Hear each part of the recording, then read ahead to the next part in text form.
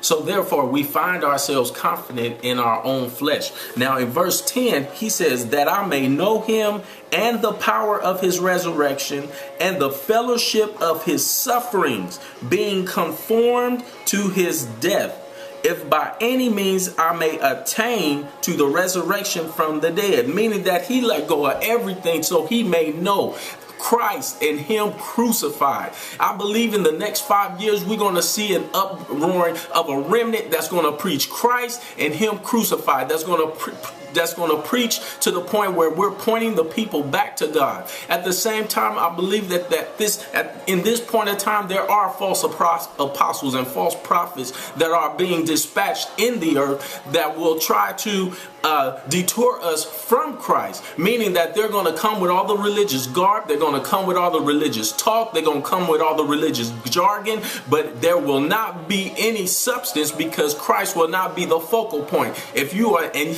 the Bible says we will know them by their fruits. The way you know them by their fruits is that religion never presses you towards Christ, but it presses you towards man. It presses you towards yourself. There's a lot of I's in religion, but there's not a lot of you's, because in religion there is no you. It's only I, me, mine, my blessing, my glory, my anointing, my fame, my everything, and we forget what the devil does. This is one of the strategies that he uses. He uses religion to manipulate the church, and the way he does that is by taking our focus off of Christ and placing it on ourselves, or placing it on that very thing, that very yearning, that very desire that we want more than anything, which becomes a selfish ambition.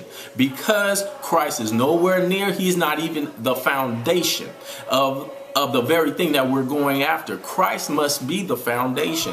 Whether we want to sing, whether we want to preach, whether we want to have a business, you know, a lot of times, even a lot of businesses have folded throughout the years through this whole economy deterioration, because for the simple fact that we have lost Christ. We have lost Christ of being the foundation of everything that pertains to us. And therefore we take and this is what else the devil does. He makes you take the word and he twists it. He twists the word by using certain scriptures to make it look like that it's all for God, but it's really all for his own gain. For instance, Romans 8:1, there's no condemnation to those who are in Christ Jesus.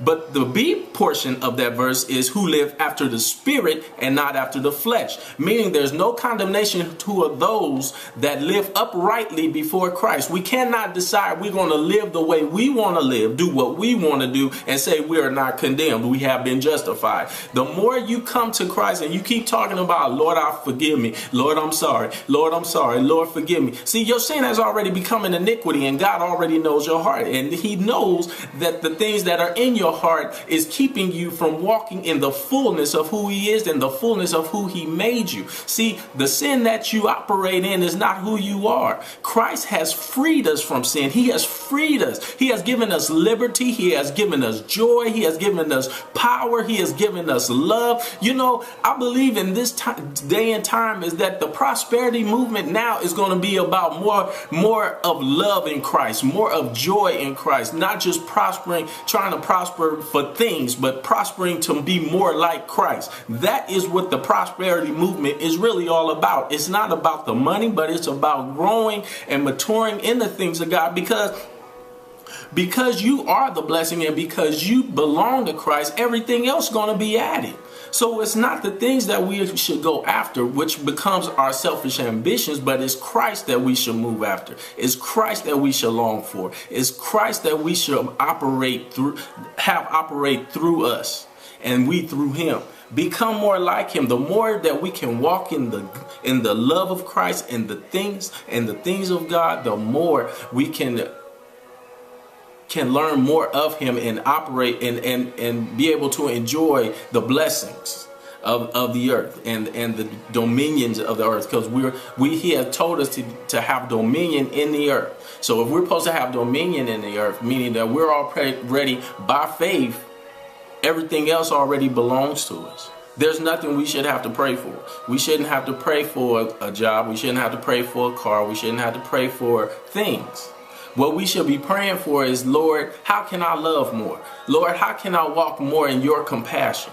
How can I have joy more? How can I not be bitter? How can I walk in patience? How can I operate your word in my life? How can you become a lifestyle for me?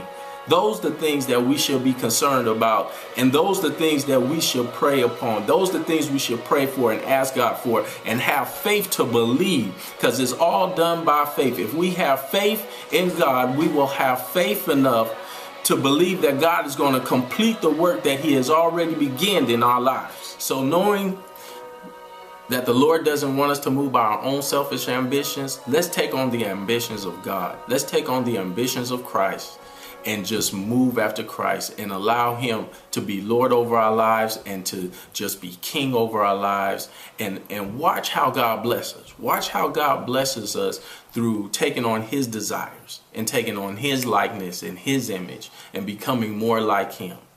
So this Pastor Grant from Nation's Heart Ministries, thank you for tuning in at Nation's Heart in Sacramento, California. And you can also visit the website at www.nationsheart.org. www.nationsheart.org. Thank you. Be blessed.